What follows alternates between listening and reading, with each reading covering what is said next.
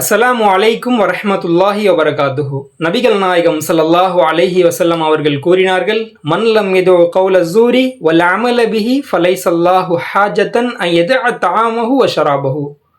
எவர் ஒருவர் நோன்பு வைத்துக்கொண்டு பொய்யான பேச்சுக்களையும் பொய்யான நடவடிக்கைகளையும் விட்டுவிடவில்லையோ, அவர் பசித்திருப்பதோ அல்லது தாகித்து இருப்பதோ அல்லாஹுக்கு தேவையில்லை என்று கூறினார்கள். நம்ம நோன்பு வச்சிருக்கிறோமே, எப்படி டைம் பாஸ் பண்றது? அவங்க கிட்ட போய் கொஞ்ச நேரம் கதை பேசிக்கிட்டு இருந்தோம்னா கொஞ்சம் நேரத்தை ஓட்டிடலாம். ஒரு படத்தை எடுத்து பார்த்துக்கிட்டே இருந்தோம்னு சொன்னா அதுல ஒரு 3 மணி நேரம் போயிடும். அங்க போய் விளையாடணும்னு சொன்னா கொஞ்சம் நேரம் போயிடும். அப்படியே ஒரு 6 மணி வந்துச்சுன்னா நோன்பு திறந்துடலான்ற நோக்கத்தோட நம்ம நோன்பு வச்சோம் அப்படின்னா இது அல்லாஹ்வுக்கு தேவையே இல்லையா? இதுதான வீணான காரியங்கள். அன்பார்ந்த சகோதர சகோதரிகளே, இந்த ரமலானுடைய மாதத்தில் அனைத்து நோன்புகளையும் சரியான முறையில் வைத்து அல்லாஹ் இதை ஏற்றுக்கொள்ள வேண்டும்.